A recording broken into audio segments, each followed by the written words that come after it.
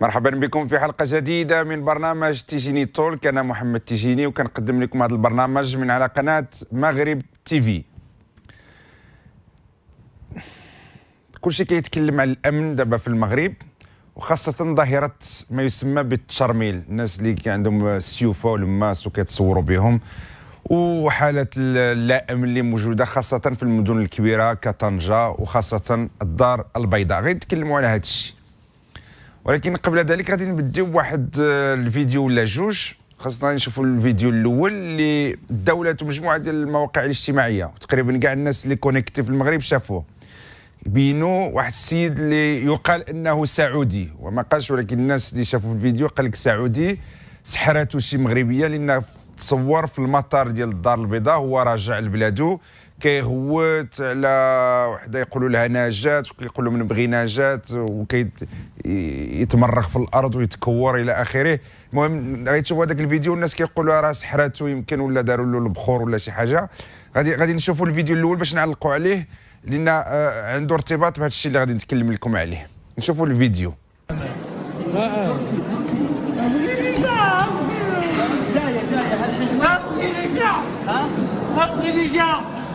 ما بغيتك الرجال ما بغيها سام ما بغيها ديما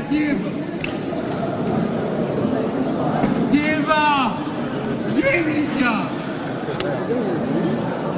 هذا سعودي كيبغي شي وحده مغربيه دارت ليه.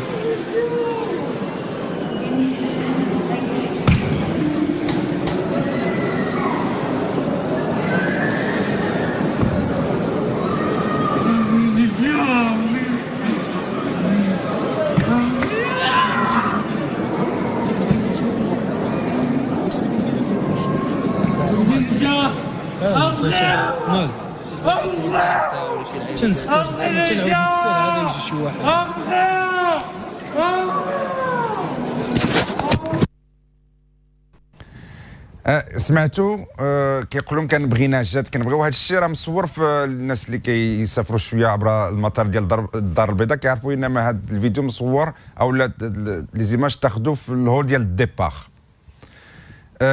حدا واحد الكافيتيريا راه تماك معروفه. غادي كيقولوا من بغي نجاة كما كتشوفوا. غادي نشوفوا المقطع الثاني، شي واحد اخر صوروه يعني مور هذيك التمريغه ديالو ديال الارض، ونرجعوا ثاني. راه دغيا غير بقاو معنا.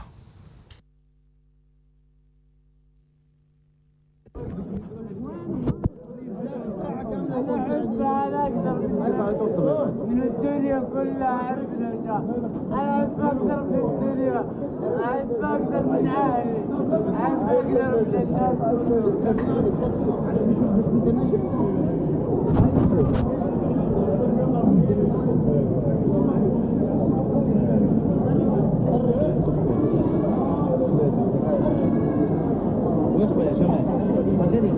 بقى كيقرا عليه تزيدوا ايطرو وقال لك تقرا عليه.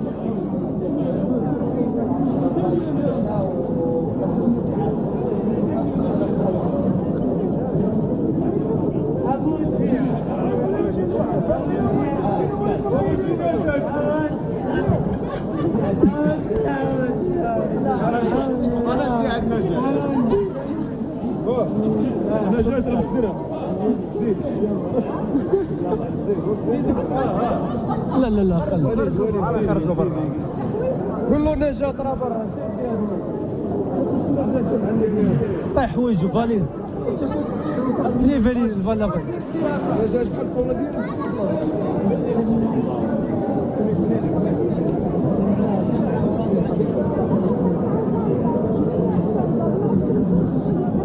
دي عندنا نجاة.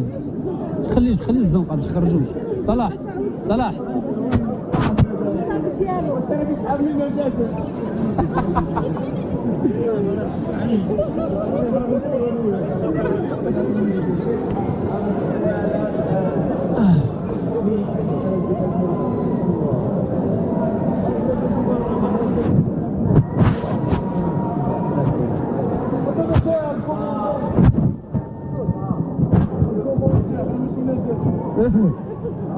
والله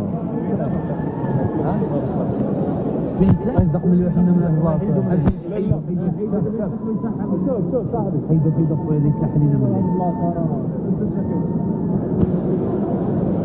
تعرف تسد لي بحال النجاة اصاحبي. لا لا لا لا لا ترى السيارة هذيك حيدها لي صافي تفضل ترى جاب ضرب لك جوج يطرو ديال تقول ضرب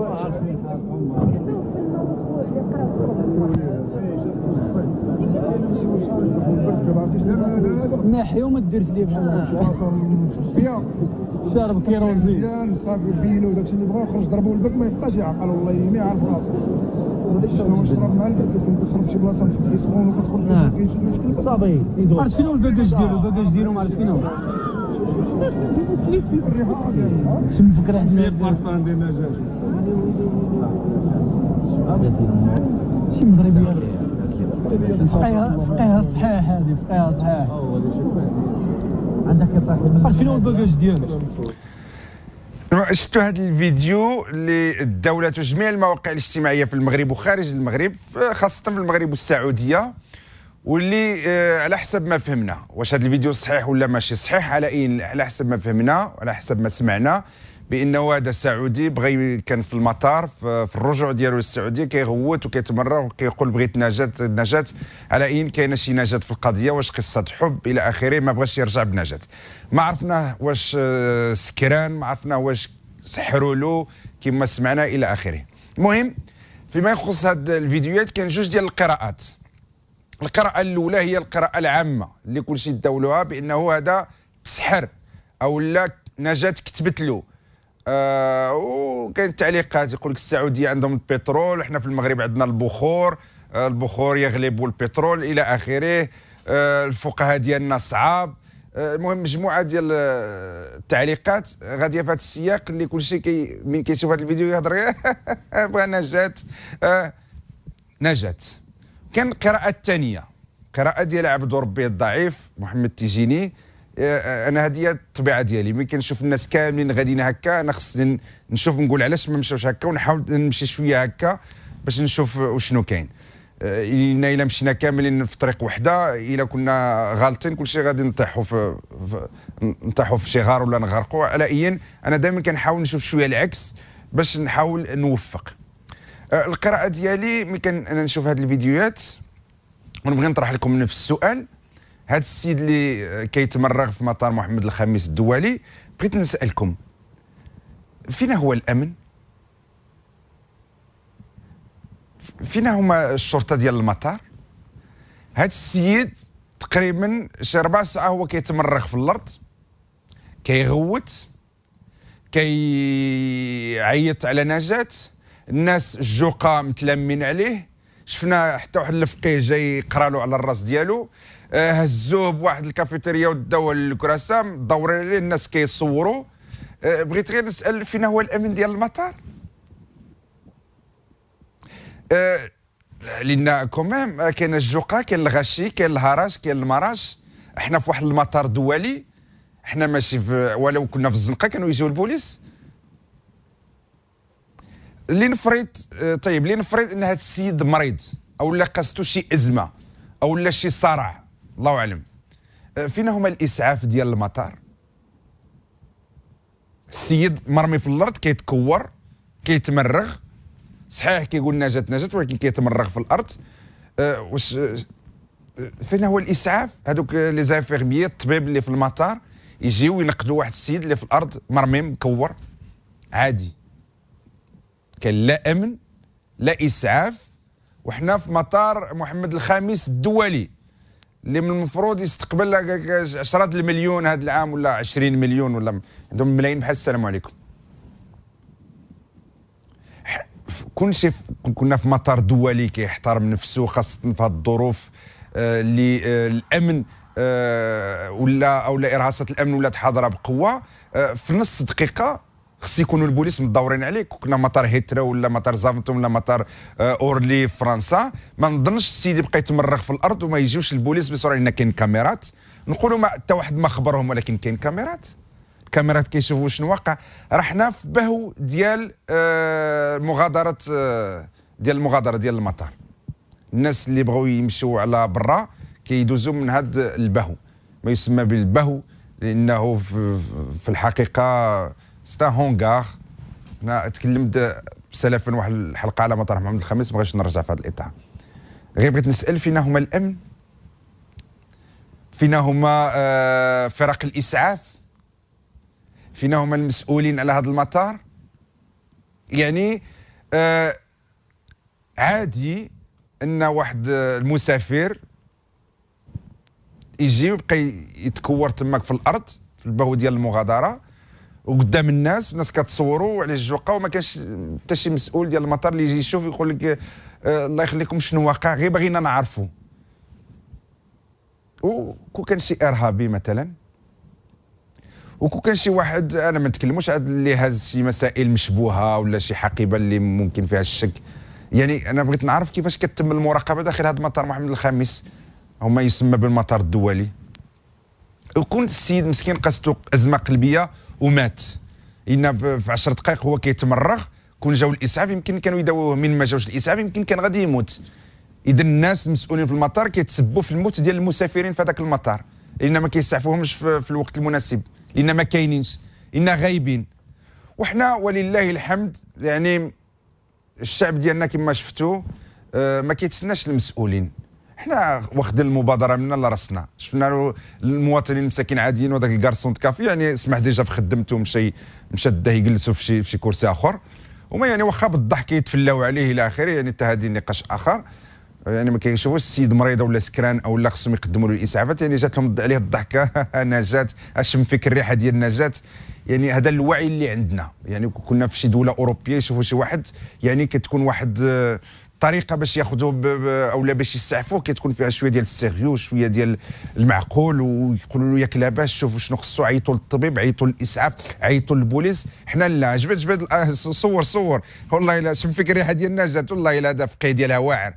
يعني هذه عقليه انا ما غاديش نوجدوا لها الحل في هذا البرنامج، ولكن اللي خصنا نشوفوه هو انه رحنا في واحد المطار دولي اللي خص الامن يكون فيه ماشي محروس حاضر 100%، خص يكون 200%. يعني خص تحس براسك بان ما داخل واحد المنطقه مؤمنه سيكوريزي، كما كيقول البق ما يزهق، الكاميرات حاضرين، الناس كيحظيو، العينين، تليفونات، شي كيعلم شي. وعندنا الحمد لله في هذاك المطار مجموعه ديال الممثلين على الاجهزه الامنيه بمختلف انواعها، كلها حاضره، ولكن في وقت الشده ما كتلقى حتى شي واحد.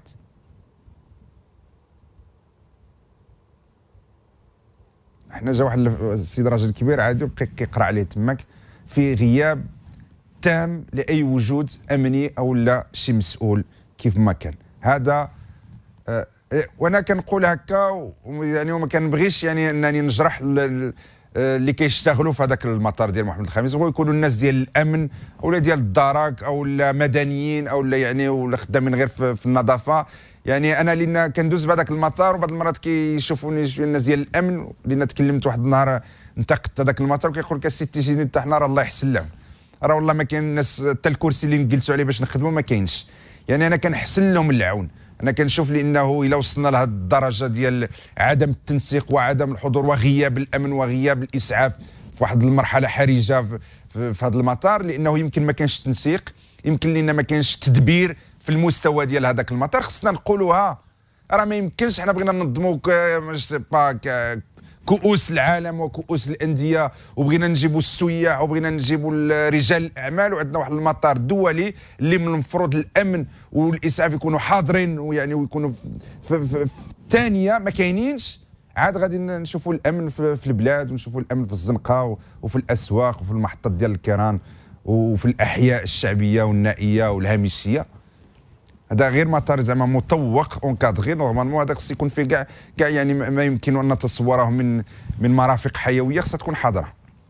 هاد الفيديوهات كيبينوا لنا بانه هذا الشيء ما كاينش.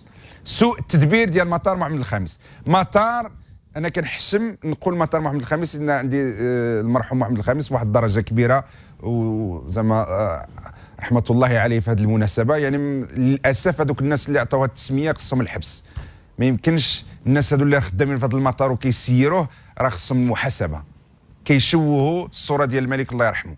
مطار ماشي في المستوى، قلناها وعاود قلناها، والا كان هذاك وزير النقل ديال الحكومه في المغرب عنده شويه ديال المسؤوليه وعنده شويه ديال الامكانيات وعنده شويه ديال الجرأه وكيفهم شويه في السياسه كان يعلن على اقفال هذاك المطار وبناء مطار اخر. نتمنوا جلاله الملك الا كيسمعنا احنا يعني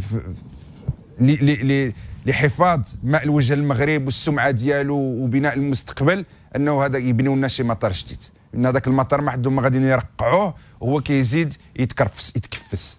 الناس اللي كيرقعوا هذاك ما باغينش هذاك المطار، ما عندك ما تبني فيه، ما عندك ما ترقع فيه. مشى واش المطار اللي فيه الكونتر بلاكي والفورميكا عاد غيتسنى به شي حاجه؟ مطار المهم كاين بعض انا ملي كندوز تما كتكون الشتا كينقط، الا عمرو شفتوا شي مطار في العالم كينقط، يعني الماء كينقط هكا ودايرين الباده ديال الميكا باش يعني حنا في المطار دولي كيمشيو به الطائرات وكيجيو الناس يعني بالعالم كيدوزوا بهذاك المطار. يعني الا بغاو يدوا واحد النظره على المغرب غادي يشوفوا البدويات ديال الميكا كيجمع الماء اللي كيتنقط كيهبط بهذاك المطار. خصكم تعرفوا بان ما الا وقعت لكم دابا كما كنشوف هذا الفيديو شي حاجه في هذاك المطار ما كتسناو لا امن لا شي حاجه لا اسعاف، الواحد يطلب السلامه ويدعي الله سبحانه وتعالى الا كان مؤمن ولا يشد يشوف مع شي واحد يمشي معاه يرافقه باش يوقف معاه، راه ما كاينش اللي غادي يوقف معك.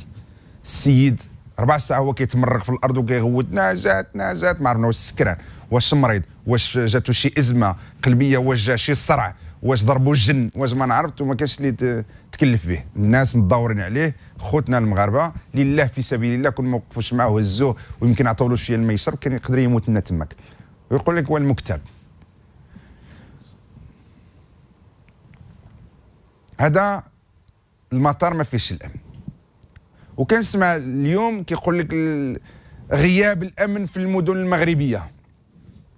واحد يعني هذا الشيء عارفينه، انا ما غاديش نقول لكم شي حاجه جديده. كاين غياب الامن، كاين نعطيكم غير مثلا واحد شي ارقام اللي تعطيكم الصوره علاش مثلا سبب من اسباب غياب الامن، لانه ما عندناش بزاف ديال ليفيكتيف ديال البوليس. مثلا قبل ما غادي نكمل هذا النقاش، مره غادي تشوفوا شي تصاور ديال هذوك اللي كيتسمى التشرميل او المشرملين، يعني ظاهره جديده يعني على الانترنت وعلى الفيسبوك، ولكن كتعبر على واحد الواقع اللي كاين. غادي نشوفوا في نفس الوقت وانا كنتكلم بعض الصور ديال بعض المجرمين الشباب اللي ولات عندنا ظاهره عاديه، الناس كيتصوروا بالماس وبالسيوفه، يعني ولات الناس كيتباهاو بها يعني اللي كيبان على صحابه اللي كيبان على صحاباته اللي كيخوف بها. ظاهره عاديه، ظاهره الاجرام بالسيوفه في المغرب. انا شفت واحد البرنامج في التلفزيون ديال المغرب تخصص لمساله الامن، وسمعت يعني بعض المعلقين فين كيقول لك واحد الظاهره ديال التشرميل راه غير ظاهره بغاو يبانوا بها هاد الشباب وما خصناش نضخموها، والدراري بغاو يبانوا على الدريات ويعني وما تخافوش ما كاينش شي حاجه.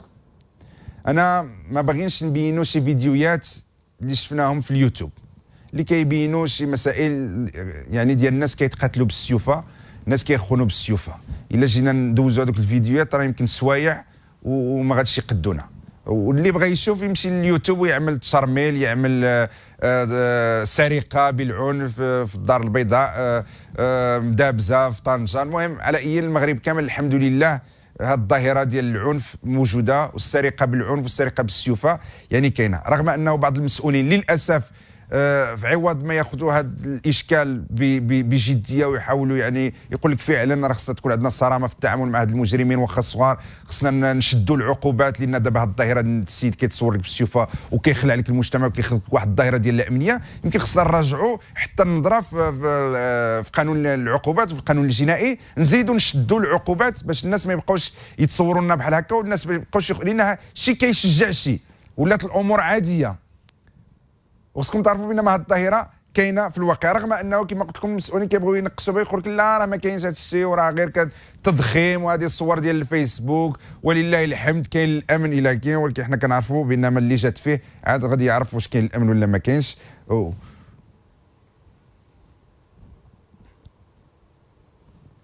الدار البيضاء من اكبر المدن اللي كتعرف هذه الظاهره ديال السرقه بالعنف ولا الاعتداء الجسدي على الناس بالسيوفه بالماس باللي بغيتو.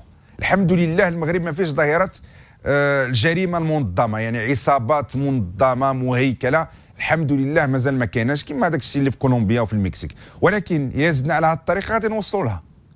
لان منين كتجي الجريمه المنظمه والعصابه المنظمه كتجي يعني ما تجيش تخلق، يعني كتوفر لها واحد الارضيه، ولله الحمد حنا هذه الارضيه راه كتوفر.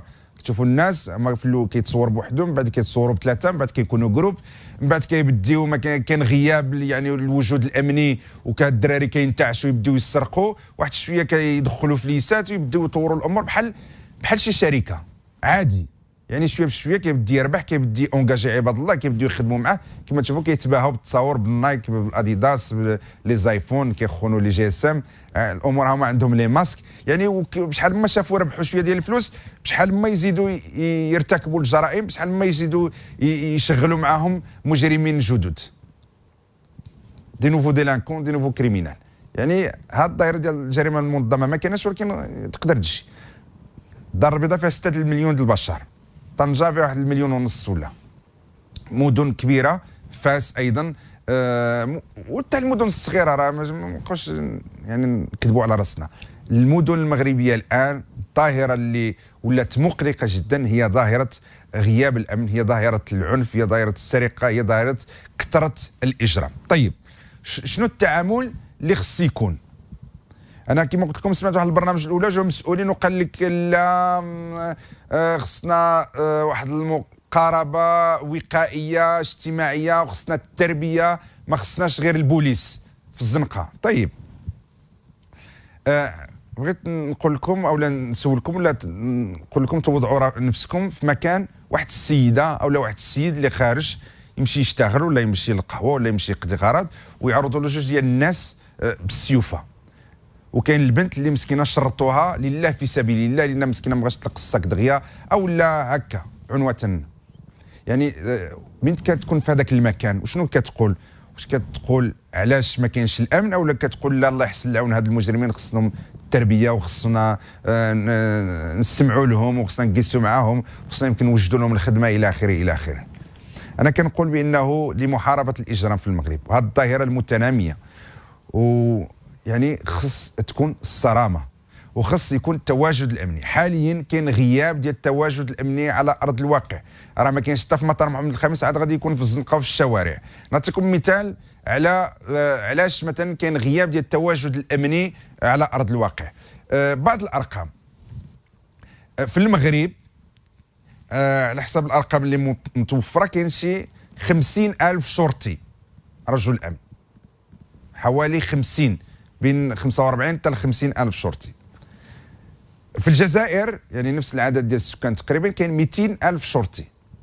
طيب في تونس اللي فيها 10 المليون ديال السكان، يعني تقريبا الثلث ديال السكان ديال المغرب، فيها 150,000 شرطي، والمغرب اللي فيه شي 36 مليون ديال البشر فيه 50,000 شرطي.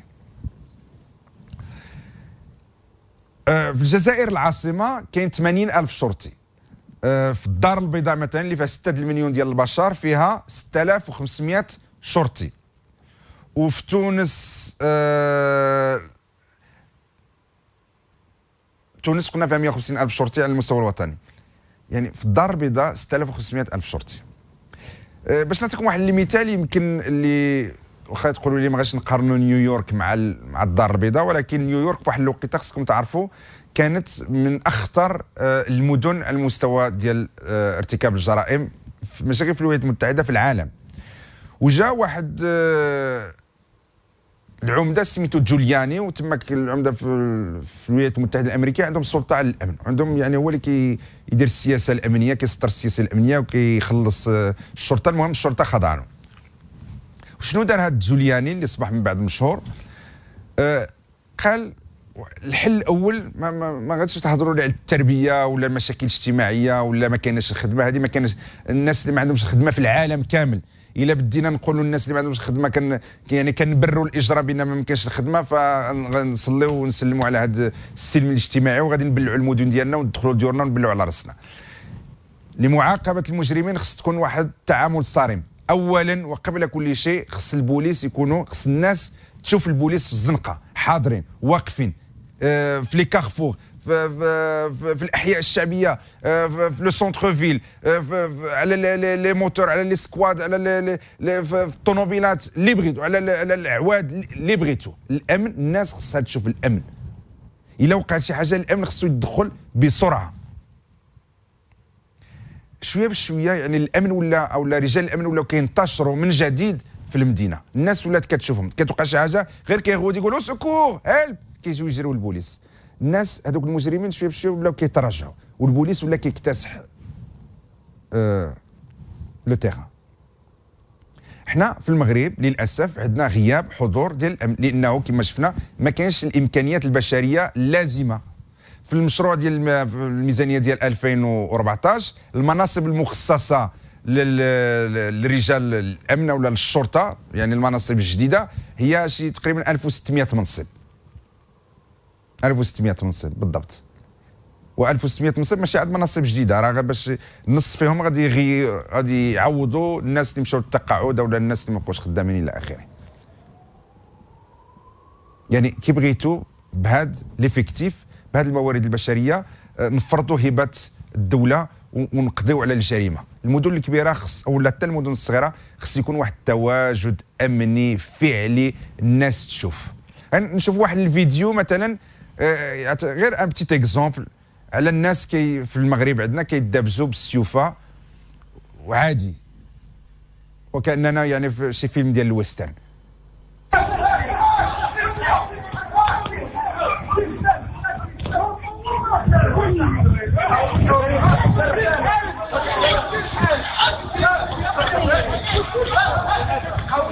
خليك خليك اللور هذا ماشي ديال الضحك.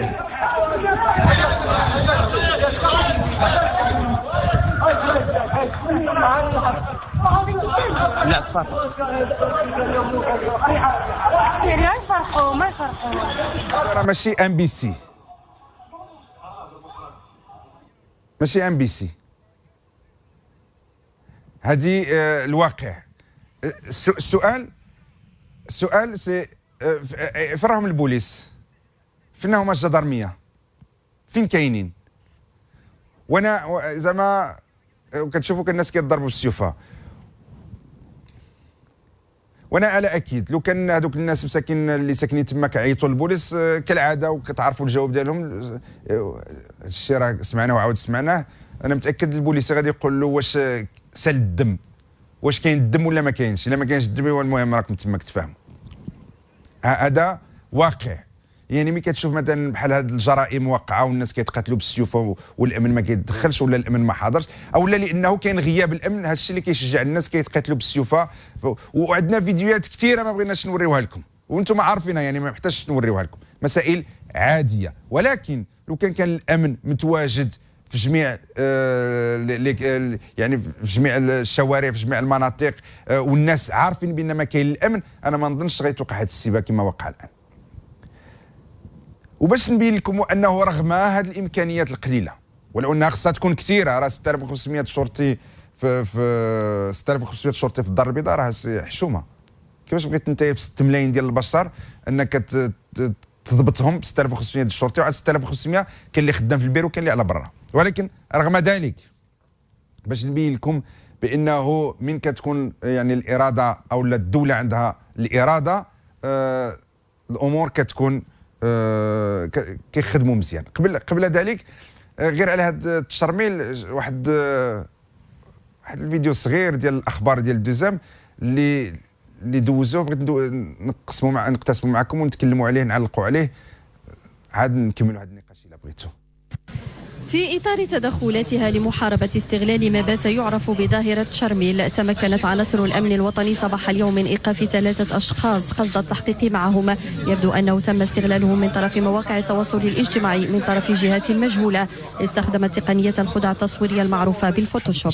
يقوم باستغلال والقرصنة ديال هذه الصور وكيعدلها عن طريق الفوتوشوب، وكيدمج معها أسلحة، أشياء توحي بأنها مسروقات، مخدرات، اموال كثيره عن طريقه هذا الفوتوشوب، ويجمعها في تلك الصفحه لما يسمى بالتشاميل.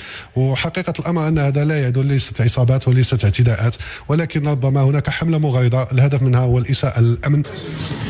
ألبسة رياضية، ساعات مزورة، مخدرات وأسلحة بيضاء، وكذا دراجة نارية محجوزة يستخدمها هؤلاء الشباب حسب تصريحاتهم بغرض التباهي والتفاخر أمام أقرانهم على صفحات المواقع الاجتماعية.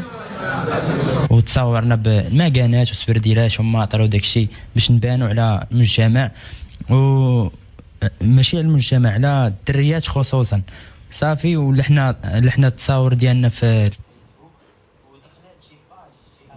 كان فوتوشوب. يعني هاد ملي كنقولوا لهم راه كاين ما كاينش الامن وكاين الاعتداء، كيقول لا هذاك فوتوشوب. كما سمعنا غير التباهي، تباهوا قدام الدريات الى اخره. هذاك عميل ديال الامن. يعني شوف المنطق باش كيتعاملوا مع المسؤولين باش يجاوبونا ملي كنقول لهم بان راه الناس كتشكى، راه الناس كيتعداو عليها المجرمين بالسيوفه، راه السيد كيخرج كيرجع مجروح، راه البنات راه كيخافوا يخرجوا، راه كاين غياب الامن في الشوارع وحتى في قلب العاصمه الاقتصاديه. كيقول لا فوتوشوب. الناس راه كتصور بالماسه عباد الله وبالسيوفه وكيخوفوا عباد الله وكيشي كيشجع. فوتوشوب. هادشي كامل فوتوشوب. وهادو راه ماشي تشوف غير السوايع والختم، يعني كيعطيك الجواب. هادشي كامل فوتوشوب. هذا الشيء كامل من اجل التباهي. طيب كتقول له راه واحد السائحه مسكينه عرضوا لها جوج بالماس وحيدوا لها الساك. لا غير بغاو يتباهاو امامها. طيب انايا راه فوتوشوب. حنا الامن الحمد لله غادي نغيروا السميه، ما بقاش الامن الوطني، بقى ما نعرفش هادو سي با عمداء ديال الامن، ديزانفوغرافيست. كنتسناو بعميد الامن انه يقول لنا فعلا بانه كاين جريمه وها كيفاش غادي نتعاملوا معها، وها كي غادي سوف تكون الاجابه الميدانيه، ونتمناو انه السياسيين يقوموا بواحد الاجابه قانونيه الى اخره. فوتوشوب. طيب الناس كاملين اللي كيتشكاو ما عارفينش بان هاد الدراري مساكين راهم غير بغاو يتباهوا. ولهذا حنا كنقول لكم الا جا شي واحد بغى يقلع لكم الساكه ولا يتعرض لكم ولا بغى يضربكم او كذا، خصكم تعرفوا بان ما مسكين هذا الشاب راه بغى يتباهى امام الدريه ديالو. خصكم نتوما بالعكس تعاونوه، تقول له اجي شنو كاين كي دايره الدريه، نجي نعاونك، وعطينا الا عندك ما عندكش باش تعيط لها في التليفون، هاك التليفون ماشي ما كاين مشكل. حنا كنتعاونوا مع بعضياتنا. للاسف حنا بينا لكم الفيديو بان ما هذاك الشيء ماشي فوتوشوب، الناس فعلا كتقاتل بالسيوفه، وهذا الشيء كاين يوميا في الاحياء ديالنا المغربيه العزيزه. باش نبين لكم بانه رغم ضعف الامكانيات ورغم قله الموارد البشريه، من كيبغيو واحد الشيء حنا كاملين كنعرفوه، من كتكون الاراده حاضره كتكون الاجابه ايجابيه، والحمد لله كيكون واحد التدخل سريع ديال الامن وتدخل فعال. علاش؟ لان الاراده حاضره، وخاصه من كيكون الملك في زياره لشي مدينه، تبارك الله هذيك المدينه كتولي جنه. انا شفت واحد المقال هذاك الفيديو اللي شفناه ديال الاخبار ديال الدوزام، راه داز غير هذه واحد اليومين. علاش؟ عاد بداو يتكلموا على حملات تمشيطيه وايقاف المجرمين والمبحوث عنهم والمشرملين والمتشرملين. علاش؟ لان الملك بكل بساطه قام بواحد الزياره للدار البيضاء، الزياره اللي تم اطلاق المخطط الوطني لتسريع التنميه الصناعيه. وحنا هذا الشيء اللي خصنا تسريع المخططات الامنيه، خصنا تسريع بزاف ديال الحوايج اللي مازال حنا متخلفين في جميع تقريبا المجالات. ولهذا باش نزيدوا لقدام خصنا نسرعوا الوتيره اللي كنتعاملوا بها مع المشاكل ديالنا. قلت لكم المثال انه ملي كيكون الملك في شي زياره لشي مدينه، تبارك الله كيولي هذيك المدينه واخا ما يكونش فيها الامن بين عشيه وضحاها، لان كاين اراده فعليه والناس خايفين، هذوك المسؤولين الامنيين يوليو خايفين على بلايصتهم، عادي بداو يتحركوا. لان للاسف خصنا نقولوها حتى يعني الموارد البشريه اللي خدامه في القطاع الامني عن حق او عن غير حق، حتى هما الله يحسن عونهم. حتى هما كيقول لك اسمح لي سي تيجيني، واش انا كيعطوني 2 فرانك وبغيت نمشي نضيع انايا نمشي نريسكي حياتي وباش ندابز مع واحد مقرقب عنده السيف يقدر يقتلني ويخرج على ولادي، وفي التالي باش غادي يعيش ولادي بهذيك لانتري ديال 2 فرانك. خويا يقول لك اسمح لي انا اعطيني الامكانيات، انا ما تعطيني والو وقول لي مشي دير الامن، باش انا نمشي ندير الامن بوحدي؟ يقول لك لا خي اسمح لي انا ما عندناش امكانيات وما نمشيش بوحدي ولا بجوج بينا ندخلوا لواحد الحي ولا ما نعرف فين ويخرجوا لنا تماك العصابه، وكي غادي ندير انا ندافع على راسي؟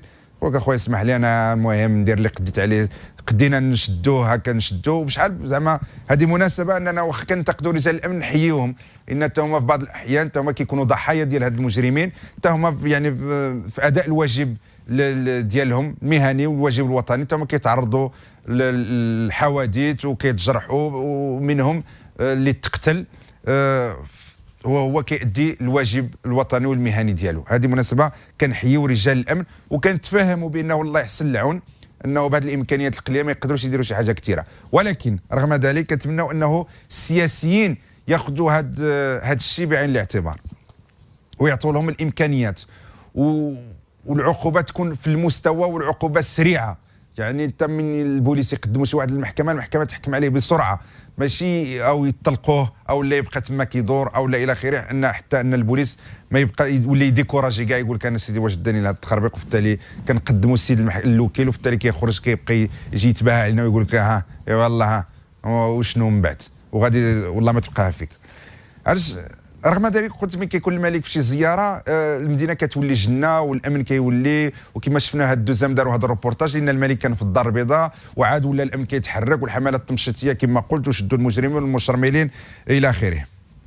طيب في هذا الاطار واحد المقال شفتو في واحد الموقع اجتماعي زنقه 20 غي 20 كيتكلم على يعني الحضور ديال الملك والانعكاسات الايجابيه ديالو على مدينه الدار البيضاء اللي هي من اكبر المدن المغربيه واللي بغيناها تولي قطب مالي وقطب صناعي كما بغينا، ولكن الا ما كانش فيها الامن راه هذه السياسه اللي كيديرها الملك ولا كدير الحكومه غادي تكون سياسه فاشله، لانه ما استطعناش نحققوا الامن. وخصكم تعرفوا بينما اول الحقوق يعني حتى في حقوق الانسان اول الحقوق هي الحق في الامن، الحق في السلامه الجسديه، ان الا ما كانش الامن ما يكونش التطور، ما يكونش الازدهار. عكس ما قال للاسف هذاك العميد انسان يعني مثقف، وانا شفتو في واحد المداخله يعني انسان متكون الى وعنده ما يقول، ولكن ملي كنسمعوا يهضر على المؤامره ولا فوتوشوب زعما كيبقى فيا الحال. يعني خص رجال الامن يخرجوا بهذيك لي ريفلكس ديال انه تو سويت راه ماشي حنايا راه هادشي ما كاينش راه هادشي فوتوشوب، اولا كيما قال لك هذه مؤامره زعما تايوان يتامروا عليكم، لوس انجلوس يتامروا عليك، ما كاينش الامن ما كاينش الامن. واحد يقولها بصراحه وتكون عنده الشجاعه باش يزيد لقدام. والمقال اللي تنشر في زنقه 20 موقع الكتروني كيقول لك بعد التشرميل، هذا العنوان بعد التشرميل، مقطع صغير يبقوا معايا نقرا عليكم لانه مهم جدا وعنده دلالات كبيره. بعد التشرميل الملك والنقابات والدربيه يحبسون انفاس الدار البيضاء. زنقه 20 تعيش الدار البيضاء على وتيره غير مسبوقه، فبعدما نامت واستفاقت ليله امس على وقع امطار غزيره غسلت شوارعها، فيما تتاهب المدينه لتحدي نهايه اسبوع ساخن. غادي يتكلموا بركه الملك تغير ملامح كازا. تبعوا معايا. في صباح يوم بارد لا يخفي سكان العاصمة المليونية انتشاءهم لتواجد الملك بين ظهرانيهم، فحضوره يعني أن الشوارع الرئيسية تغسل كل ليلة بالكارشير، كما أن الحضور المكثف لعناصر الشرطة يقوي الشعور بالإحساس بالأمان. الشيء اللي قلناه. يقول عبد الغني وهو سائق سيارة أجرة كبيرة، ملي تيدخل سيدنا الكازا كل شيء تيولي منظم وما تيبقاش الزبل في الطريق والتروتوار تيتجير والحدائق كتقاد. ويتابع عبد الغني الأربعيني متحدثا وهو يقود سيارة التي تحوي 6 ركاب فيما تطوي عجلته إلى آخره. ويقول منذ الغضبة الأولى لسيدنا على المسؤولين على هذه المدينة بدات تتحرك الأمور، وحنا أهم حاجة هي أن الزحام ديال كراج علال ما بقاش ملي حيدوا الفراشة.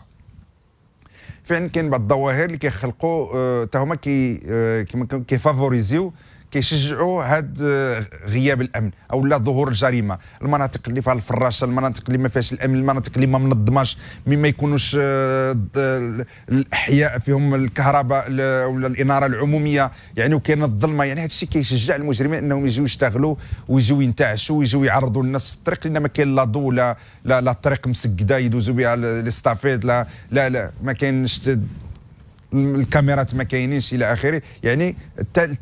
الجماعه الحضاريه ولا المجموعه الحضاريه ديال الدار البيضاء كتحمل المسؤوليه ديالها، والمسؤولين يعني القطاعات العموميه كل وحده على حده وكل وحده على حسب الطاقه والمسؤوليه ديالها كتحمل المسؤوليه ديالها في غياب الامن ديال المدينه. اهم ما نلحظه في كازا عند حضور الملك هو تعامل الشرطه الحضاري.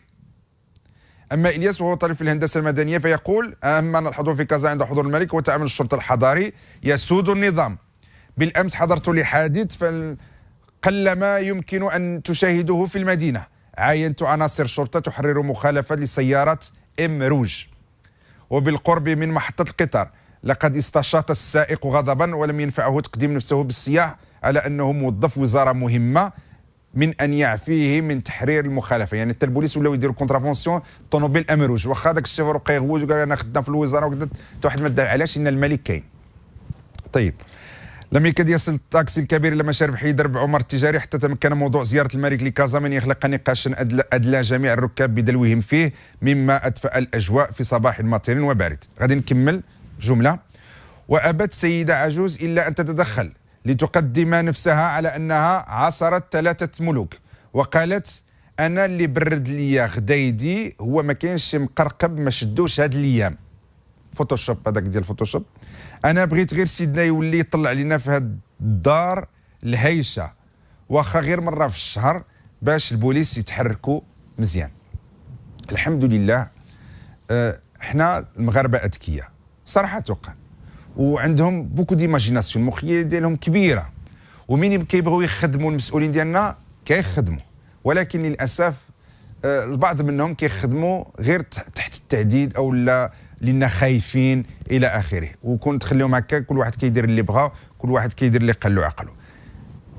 هاد الشهادات انتم عارفين، هذه غير شهاده انا قريتها لكم، ولكن هاد يعني احنا حاضرنا في الذهنيه ديالنا بانه من كيكون مثلا الملك في شي مدينه، المدينه كوم باغازار كتنظم، كتولي مدينه يعني تسير وتدبر كانها مدينه اوروبيه.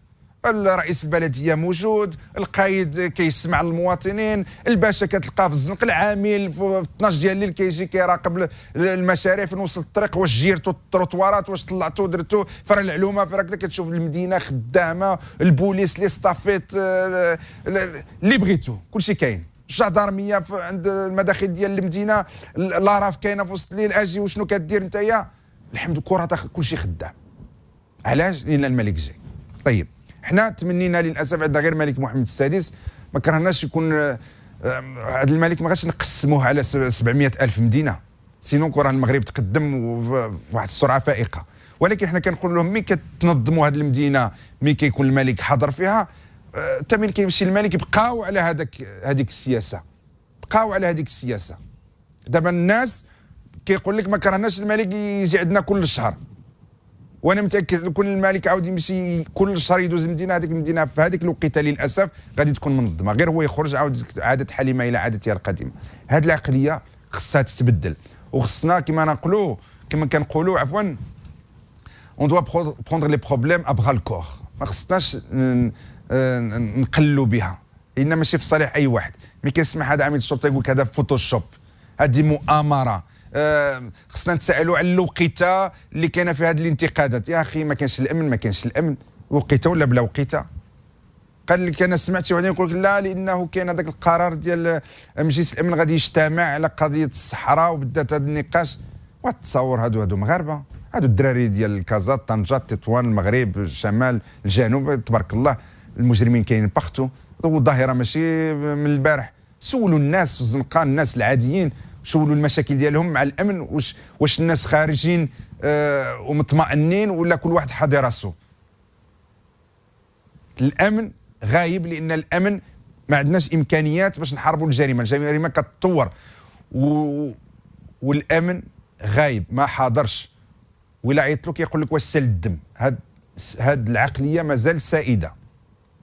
وحتى بعض البوليس الله يحسن العونهم كيخاف يمشي يدخل يقول لك اسيدي انا كندير اللي نقد عليه، ما غاديش ندير اكثر من اللازم الا ما كانش الامكانيات، وانا ما غاديش نمشي بوحدي، والا صطفيت ما كانش فيها 10 ديال البوليس يمشيو معايا والله ما نتحرك. الجدرميه نفس الشيء. الامكانيات، هذه الحكومه مسؤوله امام المواطن، ومن احد الواجبات ديالها انها توفر لهم الامن. لحد الان في المدن الكبيره كاين مشكل، 50,000 شرطي في المغرب ماشي كافيه على ضوء الارقام اللي عطيتها لكم ديال الجيران ديالنا. انا ما كنقولش خص المغرب يولي دوله بوليسيه، ولكن انا اخي ما تقوليش ونديروا التربيه الاول. انا الان باغي الامن، ما تقوليش التربيه نربيو الناس، مزيان نربيهم، ولكن ملي كنشوف المنظومه التربويه منظومه دفعت فايت، انا ما غاديش نتسناكم انتم 20 عام باش تعاودوا المنظومه التربويه وتعاودوا المناهج المدرسيه وتخرجوا لي نشء جديد باش نكون انا مزيان. هذاك نديرو اون باراليل مزيان، بعد عدلوا غير المنظومه التربويه الاول، عاد خليو المنظومه التربويه راه هي غير بوحدها راه فيها نقاش. ولكن انا الان كنطالب باش من نخرج في وسط المدينه ديال الدار البيضاء ولا في طنجه نكون امن على نفسي ونشوف البوليس، وخصكم توضعوا لي امكانيات باش من نعيط لهم يجي في دقيقه في 2 دقائق. هذا ممكن، ماشي تقول علاش 2 دقائق ما يجيش، الا كان واحد الانتشار ديال الامن واحد الطريقه عقلانيه بواحد الطريقه عمليه على انحاء المدينه، يقدر تعيط له في دقيقه يجي الا كانت الامور منظمه. وانا كنقول للمغاربه اذكياء، الا بغاو الامور تسجد كتسجد، والدليل انه ملي كيجي الملك باغازار الامور كتسجد في المدن اللي كيزورها الملك. نتمنى نتلاقاكم في حلقه اخرى باش نكملوا هذا النقاش الطويل، والى ذلك الحين اقول لكم الى اللقاء، مع السلامه.